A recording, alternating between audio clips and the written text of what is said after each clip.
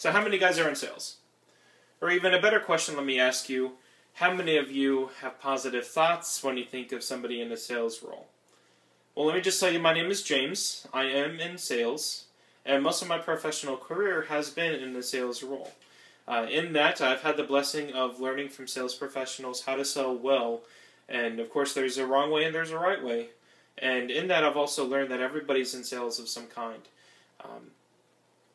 See, we all have different goals and desires, and of course there's different paths one may take to be able to reach those, to be able to be successful. But there's always one common denominator, and that's you can't be successful without learning how to sell in some way. Learning this skill takes time and patience, and I do want to inform you today 3 things for you to keep in mind while you're going through life trying to be successful. These 3 things are, why are you in sales? What is the importance of you learning that you're in sales? And also, what you can do to further your sales skills. First things first, why are you in sales? See, I recently did a survey, June 15, 2013, and most of my classmates, actually all of them, said that they weren't in sales, but most of them had jobs or were planning to have jobs once they get out of college. Well, to me, to be able to be in a job, you have to be selling. I mean, let's just take a waiter or a waitress for example. Of course, they aren't in a sales role, but if they don't serve you well, they're not going to have a job later on, right? And they're selling you.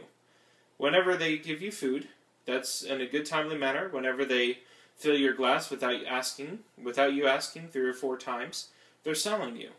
And hopefully you'll be leaving them a tip by how well they sold you. Don't just take my word for it. According to Dave Ramsey on the EntreLeadership Podcast and Personal Selling with Michael Hyatt, in May 22nd, 2012, everybody is in sales. He states leaders, speakers, preachers, purchasers, controllers, administrative assistants, parents, and spouses sell every day. In order to have relationships with people, you're selling. Next step is to understand why it is important for you to learn you're in sales. Well, let's just take the waiter or the waitress for example. Most likely, they are relying on the tips that you give them and the job that they have for them to be able to survive, whether it be paying for their food, whether it be paying for their gas, shelter, clothing, or whatnot.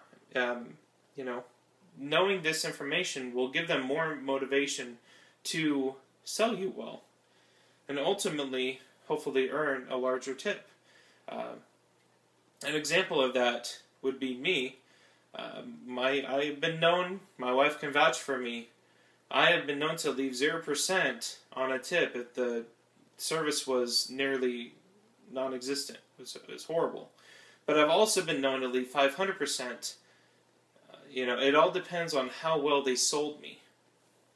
The final thing I want to inform you on is learning that what you can do to further your sales skills. I honestly believe, guys, that the biggest thing to keep in mind is never try to sell something that you don't believe in. CMIT Solution states, when you are passionate about your work, naturally you are motivated to succeed the expectations of your clients, your peers, and your superiors. You are willing to go the extra mile without a second thought. When I'm at a restaurant and a waiter or waitress, if I actually ask them what they think of the entree, I expect them to be honest with me. Guys, there's no bigger way to be great at service and sales than to build rapport. Todd Cohen stated in Everyone is in Sales that the best thing to do is relax and build relationships by developing trust. Listen, if you want to succeed in life, build trust with your customers. It takes time and patience, again, to learn how to sell correctly.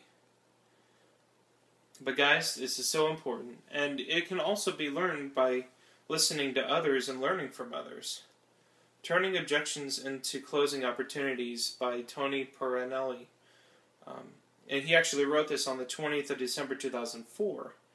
He stated that we need to consider the possibility we haven't answered all the questions our client has. To do this, we need the drive and passion to keep on pressing for more information. Guys, when I learned this, my sales skyrocketed. Not because I was it's actually because I wasn't focused on the numbers, but I was more focused on the needs and the wants of my clients. And by doing that, I found out a little bit of what they wanted.